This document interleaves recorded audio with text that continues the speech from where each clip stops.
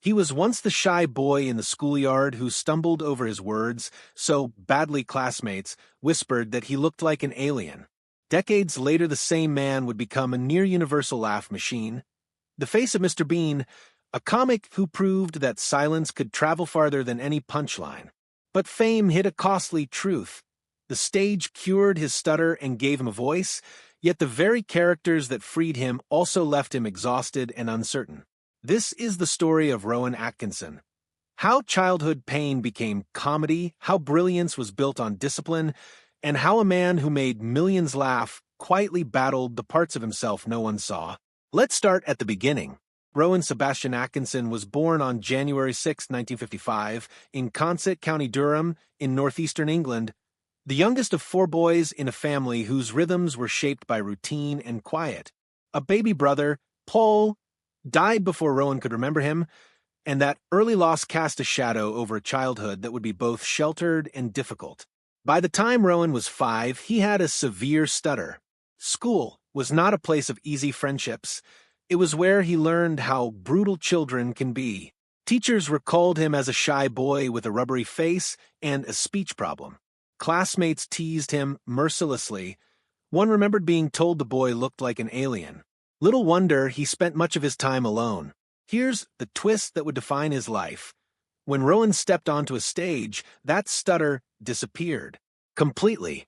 The voice that failed him in the classroom found its footing in performance. For a young boy whose sense of self had been eroded by bullying, this was nothing short of a revelation. The painful obstacle that had narrowed his world became the doorway to one of comedy's most unusual talents. Rowan was bright. He took his science A-levels seriously and, in 1973, entered Newcastle University at 18 to study electrical and electronic engineering. Most people assumed he would become an engineer, methodical, careful, predictable, but the theater tugged in a different direction. He graduated in 1975 and moved on to Queen's College, Oxford, for postgraduate study. His research was rigorous, even technical, on self-tuning control systems. He began a PhD, but never completed it. By then he'd felt the pull of performance too strongly to ignore.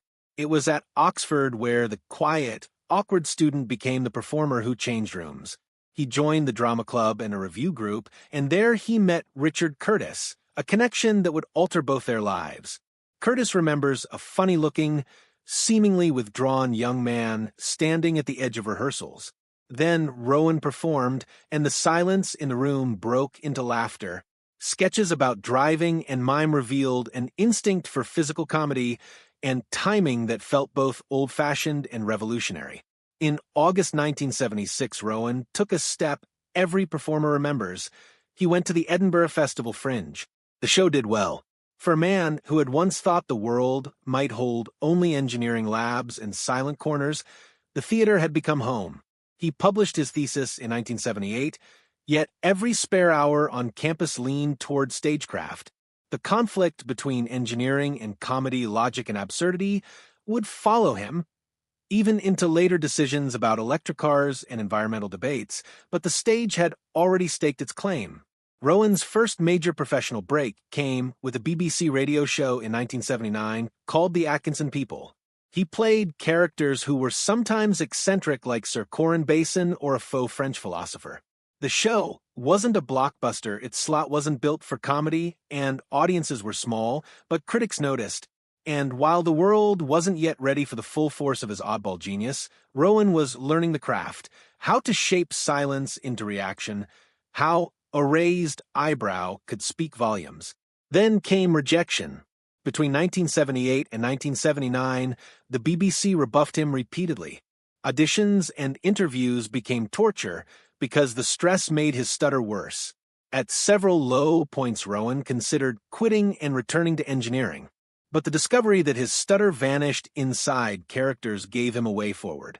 If speaking as Rowan made his throat seize, then he would speak as others, exaggerated, wordless, grotesque, humanized caricatures who let him move freely. He teamed with friends from Oxford like Angus Deaton, who often played the serious foil to Rowan's wild creations. That partnership gave him confidence, the safety of someone else to play against, and time to grow without the full glare of the camera. By the end of the 1970s, he'd returned to the Edinburgh Fringe with a mostly silent show that recalled the great pantomime and physical slapstick traditions of Buster Keaton and Chaplin. Some audience members walked out confused. Others, though, recognized something rare, a performer who used his face and body like instruments. He had found a language that crossed culture and language. Those who saw him early would go on to help him when television finally came calling. Television did come, though fitfully.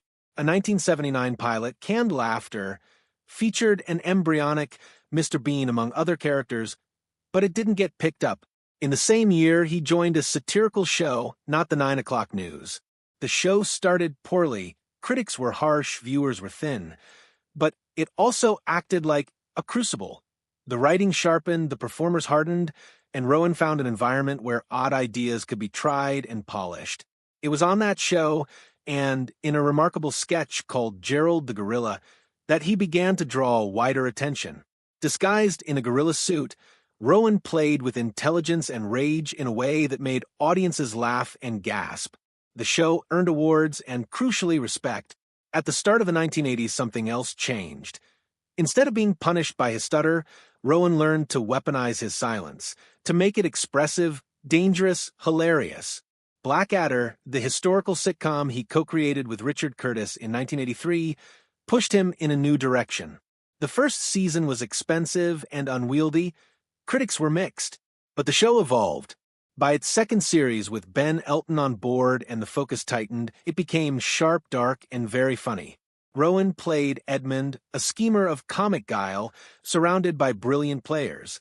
Miranda Richardson, Hugh Laurie, Tim McInerney, Tony Robinson. Improvisation and trust among the cast created a chemistry that felt effortless, but as always, beneath the surface was work and discipline. And then came the character that changed everything, Mr. Bean. A creation years in the making, perfected in university sketches and refined across radio and television, Mr. Bean first appeared as his own series in 1990. The genius of Mr. Bean was simple and terrifying. A largely silent man navigating the modern world with awkwardness and determination. Speech was minimal, physicality was everything. The result was universal. No translation required. Whole countries laughed without needing subtitles. Mr. Bean became a global phenomenon, a magician's trick of performance that made the ordinary ridiculous and the ridiculous sympathetic. But here is the paradox at the heart of Rowan's career. While Mr. Bean made the world adore him, the role drained him.